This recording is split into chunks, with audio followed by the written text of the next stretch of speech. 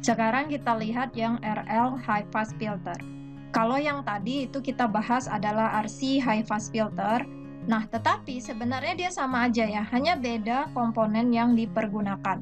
Kalau pada RL High Pass Filter, frekuensi cut-off-nya juga sama. Itu adalah frekuensi yang V-out-nya sama dengan 70,7% dari V-in-nya. Sehingga kalau misalnya kalian mempergunakan RL High Pass Filter, itu juga sama ya. Seperti ini yang didapatkan. Dia akan mengalami penaikan mulai itu pada frekuensi sama dengan frekuensi cut-off, yang dimana ini minus 3 desibel. Tetapi di sini itu susunan dari komponennya itu berbeda. Jadi kalau kalian perhatikan di sini, maka komponen pertama yang masuk dari si inputannya itu adalah si resistor. Sedangkan induktornya itu diletakkan di bagian tegangan jatuhnya. Nah, ini kenapa? Kalau kalian masih ingat bahwa di situ hubungan antara reaktansi dari induktor, jangan lupa ini reaktansi dari induktor itu adalah 2πfL, di mana artinya antara reaktansi dengan frekuensi itu sebanding. Dengan kata lain, kalau misalnya frekuensi dari tegangan masukan itu tinggi, maka di sini reaktansinya itu juga akan menjadi tinggi. Sedangkan kalau misalkan frekuensi dari inputannya itu rendah, maka reaktansinya itu juga akan menjadi rendah. Nah, bagaimana caranya kita melihatnya? Kalau misalkan di sini kita ada masukan sinyal dengan frekuensi yang tinggi, jadi dia itu akan dilewatkan. Nah, kemudian di sini karena dia frekuensinya tinggi, sedangkan XL di sini besar, tidak ada frekuensi ataupun sinyal yang masuk ke sini, itu tidak ada. Kenapa? Karena ini XL-nya sangat besar, sangat mudah menghambat sinyal yang masuk. Sehingga sinyalnya itu otomatis itu lewat saja sampai ke V-out-nya. Sedangkan ketika frekuensi yang rendah itu lewat, ketika dia lewat, ini si resistor ini hanya mengadjust ya arusnya dan dia lewat. Namun ketika dia masuk ke percabangan ini yang frekuensi rendah, maka dia akan menemui si induktor. Di sini karena frekuensi dari sinyal tersebut rendah, si induktor ini reaktansinya itu menjadi rendah juga. Karena reaktansinya rendah, maka sinyal yang frekuensi rendah tadi itu langsung masuk saja, dia langsung masuk. Sehingga di sini dia akan mengalir ke ground dan dilemahkan ketika keluar. Semakin frekuensinya rendah, maka ini semakin rendah, maka dia akan tertarik masuk ke induktornya dan mengalir ke ground sehingga tidak ada yang bisa lewat. Alhasil yang lewat itu hanya yang frekuensinya tinggi saja. Nah, definisi dari frekuensi tinggi ini itu berdasarkan frekuensi cut-off-nya. Jadi ini artinya itu frekuensi yang lebih besar dari frekuensi cut-off. Sedangkan untuk mencari frekuensi cut-off pada high pass filter yang mempergunakan resistor dan induktor, itu rumusannya sama seperti pada low pass filter. Sama dengan R/2π kali L. Ingat, L-nya di sini dalam Henry, kemudian ini dalam ohm. Artinya kalau ada persoalan, itu kalian harus menyesuaikan satuannya. Sekarang kita perhatikan, kalau yang tadi kita bahas itu semua pasif. RC fast filter atau RL fast filter itu dua-duanya pasif, tidak ada faktor penguatan. Sehingga amplitudo keluarannya itu nanti terkadang tidak bisa dipertahankan. Oleh sebab itu kita di sini mempergunakan active high pass filter. Di mana pada active high pass filter ini kita mempergunakan adanya op-amp. Jadi ada dua ya cara penggunaannya. Kita tidak membutuhkan faktor penguatan pada amplitudo outputnya.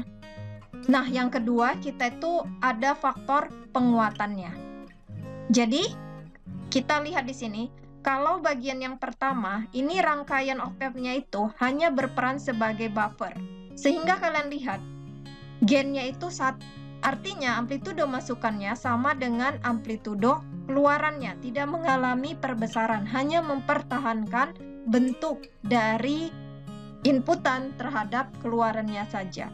Lalu yang dilewatkan tetap itu adalah yang frekuensi tinggi karena kita di sini menggabungkannya dengan rangkaian RC yang high pass filter. Frekuensi cutoff-nya itu juga sama, yaitu FC sama dengan 1/2 pi RC. Nah, lalu di sini ada 2 gain. Yang pertama, AF itu adalah gain frekuensi yang dilewatkan oleh si filter. Dan kemudian yang kedua itu adalah voltage gain-nya. Kalau ini yang kita pergunakan adalah yang aktif high pass filter bagian yang kedua, di mana di sini kita ada faktor penguatan sebesar R2 dan R1. Di sini kalau kalian perhatikan R2 dan R1 itu sebagai faktor penguatannya. Kalau pada rangkaian yang pertama itu kan tidak ada ya, makanya AF-nya itu sama dengan 1. Tetapi kalau ini itu ada penguatannya yang diberikan pada rumusan yang ada di sini.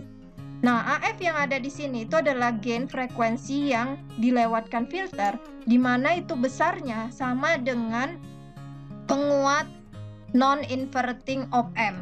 Kalau kalian masih ingat, ini kan dia, kalau seperti ini, itu kan inputnya masuk dari penguat yang non-inverting kan? Sehingga ini semuanya penguatannya itu atau gainnya itu adalah untuk yang penguat non-inverting op-amp. Dan silakan kalian buka catatannya kembali. Untuk penguat non-inverting op-amp itu besarnya adalah 1/RF dibagi dengan RI. Nah, dalam hal ini RF-nya itu resistor feedback, berarti R2.